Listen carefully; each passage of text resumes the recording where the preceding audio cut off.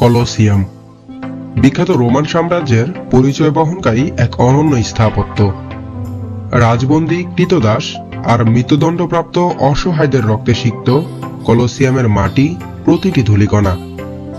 প্রাচীন রোমান সাম্রাজ্যের সর্ববৃহৎ অ্যাম্পিথিয়েটার কলোসিয়াম সম্পর্কে জানব আজকের এই ভিডিওতে। চলুন আমরা শুরু করি।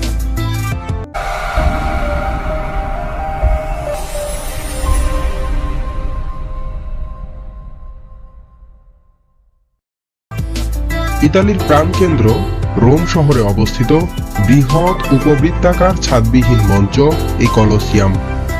চারতলা বিশিষ্ট এই মঞ্চটি এর নির্মাণশৈলীর দ্বারা আজও মানুষকে অভিভূত করে। আনুমানিক 70 থেকে 72 খ্রিস্টাব্দে সম্রাট ভেসপাসিয়ান এর নির্মাণ কাজ শুরু করেন। তিনি এর নাম দিয়েছিলেন এম্পিথিয়েট্রাম ফেবিয়াম। 7 বছরে 3 তলা পর্যন্ত নির্মাণের পর ভেসপাসিয়ানের আকস্মিক মৃত্যু হলে তার পুত্র টাইটাস ক্ষমতায় বসেন। টাইটাসের নেতৃত্বেই 80 খ্রিস্টাব্দে এর নির্মাণ কাজ শেষ হয়। টাইটাসই মূলত এর নাম দিয়েছিলেন কলোসিয়াম। তিনি এর নকশাতেও কিছু পরিবর্তন আনেন।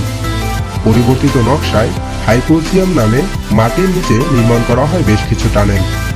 এই রঙ্গমঞ্চটি ছিল 189 মিটার লম্বা ও 156 মিটার চওড়া। পুরো স্থাপনায় প্রবেশের জন্য মোট 80টি দরজা রাখা হয়েছিল, যার মধ্যে 76টি দরজা দিয়ে সাধারণ মানুষ প্রবেশ করতে পারত। প্রাচীন রোমের বিশাল এলাকা নিয়ে স্থাপিত এই রঙ্গমঞ্চটি আজও বিশ্বের সবচেয়ে বড় অ্যাম্পিথিয়েটার হিসেবে গিনেস ওয়ার্ল্ড রেকর্ড ধরে রেখেছে। প্রথম দিকে ক্রীড়াক্ষেত্র হিসেবে এর যাত্রা শুরু হলেও মূলত এটি ব্যবহৃত হতো গ্ল্যাডিয়েটরদের যুদ্ধের জন্য।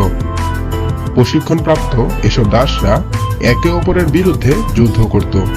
শুধু তাই নয়, গ্ল্যাডিয়েটরদের সামনে হিংস্র পশু যেমন বাঘ, গন্ডার, সিংহ কিংবা হাতি ছেড়ে দেওয়া হতো। মানুষ বনাম পশু ছাড়াও অনেক সময় দণ্ডপ্রাপ্ত আসামিকে ভয়ঙ্কর পশুদের সামনে ছেড়ে দিয়ে নির্মমতার সাথে মৃত্যুদণ্ড কার্যকর করা হতো।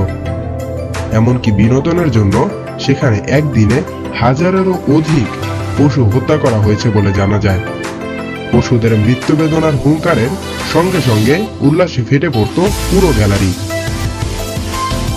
মানুষের রুচি ও সময়ের পরিবর্তনের ফলে 404 খ্রিস্টাব্দে সম্রাট অনারিয়াস কলোসিয়াম বাতিল ঘোষণা করেন। কিন্তু তারপরও পরবর্তী 1 শতাব্দী ধরে মৃত্যুদণ্ডপ্রাপ্ত ব্যক্তির শাস্তি কার্যকর করার জন্য কলোসিয়ামকে ব্যবহার করা হয়েছে।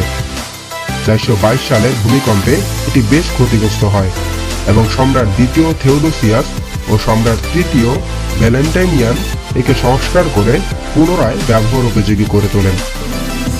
ইতালিতে রেনেসাঁ শুরু হলে এটি আবার গুরুত্বপূর্ণ হয়ে ওঠে এবং পর্যটকেরা ইতালির বিভিন্ন স্থাপনার পাশাপাশি এখানেও ভ্রমণ করতে শুরু করেন। সে সময়ের পোপ এর যে কোনো ধ্বংসাবশেষ নেওয়ার উপর নিষেধাজ্ঞা জারি করেন। পরবর্তীতে ইতালির বিভিন্ন সরকার এই মহামূল্যবান স্থাপত্য সংরক্ষণের জন্য রাষ্ট্রীয়ভাবে উদ্যোগ নেয়। 1990 সালের দিকে একে সংস্কারের মাধ্যমে আরও দর্শনীয় করে তোলা হয় এবং পরবর্তীতে 2007 সালে এটিকে বিশ্বের সপ্তাহ আশ্চর্যের একটি হিসেবে স্বীকৃতি দেওয়া হয়। পরবর্তী ভিডিও দেখার আমন্ত্রণ জানিয়ে এই ভিডিও এখানেই শেষ করছি। আসসালামু আলাইকুম।